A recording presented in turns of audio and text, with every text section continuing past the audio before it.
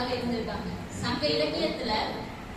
சங்க இலக்கியங்கள்ல உள்ள பாடல்களை பாடிய புலவர்கள்ல 40க்கும் மேற்பட்ட பெண்கள் புலவர்கள் இருந்திருக்காங்க. அப்போ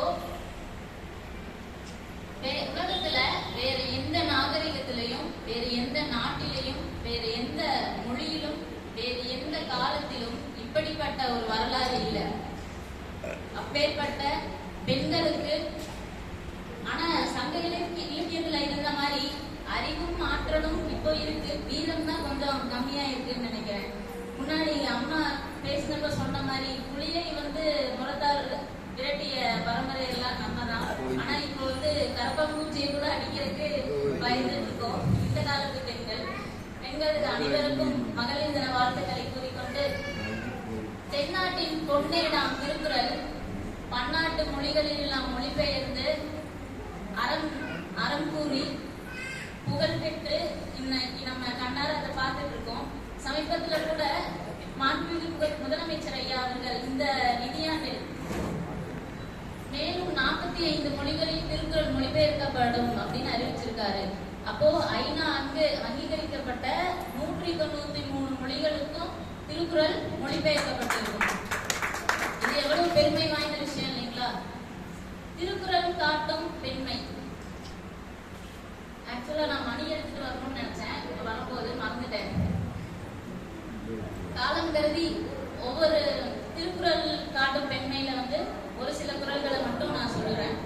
முதல்ல அதை வகைப்படுத்திக்கலாம் யார சொல்றாங்க அப்படின்னு. வள்ளுவர் முதலில் தாய், அடுத்து நல்ல மனைவி, நல்ல காதலி. முதல்ல தாய், அம்மாக்கே வருவோம்.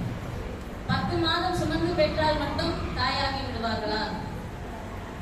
வள்ளுவர் பார்வையில இல்ல. 10 மாதம் சுமந்து பெற்று அவனை நல்லபடியாக வளர்த்தி நன்மக்கள் பேருடையவனாக ஆக்கி கற்றோர் அவையில அவரை புகழும்படி கேட்கும் போதுதான் தான் ஈன்ற பொழுதினும் தாய் பெரிதிலும் மகிழ்வாள் அப்படின்னு சொல்றாங்க. அடுத்து மனைவிக்கு வந்துடும். அடுத்து பாஸ்டா மனைத்தக்க மாண்புடையால் ஆகி, மனைக்கு ஏற்றவாறு மாண்புடையவள். அதாவது திருவள்ளுவர் சொல்லியிருக்க எல்லா பண்புகள், இல்லறவியல்ல கூறியிருக்க எல்லா பண்புகளையும் பெற்று இல்லறம் நடத்துபவளே ஒரு சிறந்த வாழ்க்கை துணை. மனைத்தக்க மாண்புடையால் ஆகி வளர்த்தக்கால் வாழ்க்கை துணை அப்படிங்கிறார். அதே போல தன்னை காத்து, தன்னை கொண்ட கணவனை காத்து, தகை சான்ற சொல் காத்து, பிறர் கூறும் புகழுரைகளை எந்த ஒரு இதுவும் இல்லாம புகழை காத்து அயர்வில்லாது இருப்பவள் பெண். தற்காத்து தற்கொண்டால் பேணி தகை சான்ற சொற்காத்து சோர்வினார் பெண் அப்படிங்கிறார். அடுத்து காதலி. ஒரு பெண் எப்படிப்பட்டவங்கய்யா? அந்த படத்துல எல்லாம் சொல்லுவாங்க, டைலாக் எல்லாம் சொல்லுவாங்கல்ல, ஒரு பெண்ணா பூ போன்ற மனசு பெண்ணா அங்க. ஆனா வள்ளுவர் அதற்கும் ஒரு படி மேலே போய் முதல் நாள் கூட வாடக்கூடிய மலர் அனிச்சமும் அன்னத்தின் கழுத்தில் இருக்கின்ற அதாவது சிறகு, மென்மையான சிறகும் கூட பெண்ணோட பாதத்துக்கு, அதாவது காதலியோட பாதத்துக்கு நெருஞ்சி முள் மாதிரி இருக்குமா. அப்ப எவ்வளவு மென்மையானவள் பெண் என்பதை திருவள்ளுவரை விட வேற யாரும் சொல்ல முடியாதுன்னு நினைக்கிறேன். காதலி எப்போதும் காதலை நினைத்து கொண்டே இருப்பாளாம். கண்ணிமைக்கும் நேரத்துல, சாப்பிடுற நேரத்துல, ஒப்பனை செய்யும் நேரத்துல, எல்லா நேரங்களிலும் நினைத்து கொண்டே இருப்பாளாம்.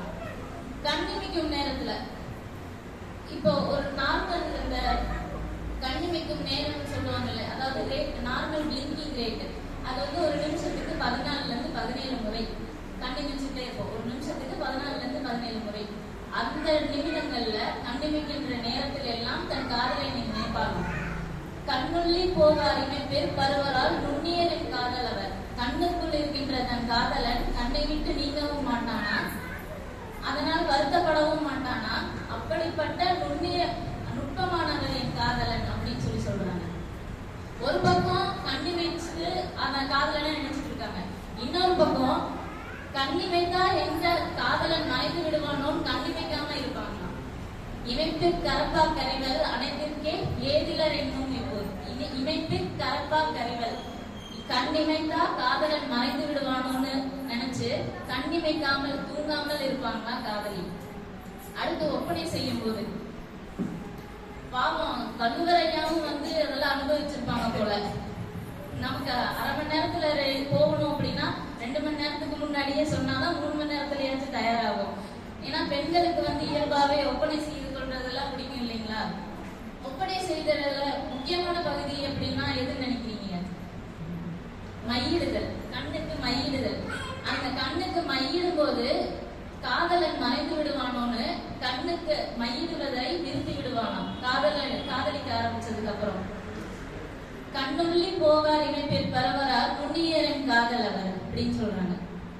அதே போல உணவு உண்ணும் போது தன் நெஞ்சமெல்லாம் நிறைந்திருக்கும் காதலன் அவள் சாப்பிடும் போது சூடான உணவோ நீரோ உண்ணும் போது அவளுக்கு காதலனுக்கு சுட்டு விடுமோன்னு சூடாக எதுவும் சாப்பிட மாட்டாங்களாம். இது ஒரு பாடல் கூட வந்திருக்கு. நெஞ்சத்தால் காதலராக பெய்துண்டேல் அஞ்சுதும் வேப்பா கருது. இதுதான் அதற்கு குரல். இது ஒரு பாடல் கூட வந்திருக்கு. மருதாணி அப்படின்னு ஒரு பாடல் கேட்டிருக்கீங்களா எனக்கு தெரியல. மருதாணி மருதாணி விழியில் அடிப்போடி தீபாவளி. இந்த ஒரு பாடல்ல வருகின்ற ஒரு வரி, அவன் இதய கூட்டில் வாழும் பெரும் என்ற தேகம் என அவள் அறிந்திட மாட்டாள் சுடு நீரும் சுடு சோறும்.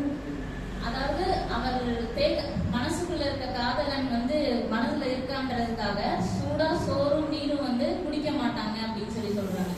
இந்த லைன் நான் கேட்டபோது எப்படி எல்லாம் எழுதியிருக்காங்க அப்படின்னு நினைச்சேன். ஆனா அது திருக்குறள்ல இருந்து தான் எடுத்திருக்காங்க அப்படிங்கும் போது ரொம்பவே வியப்பா இருக்கு.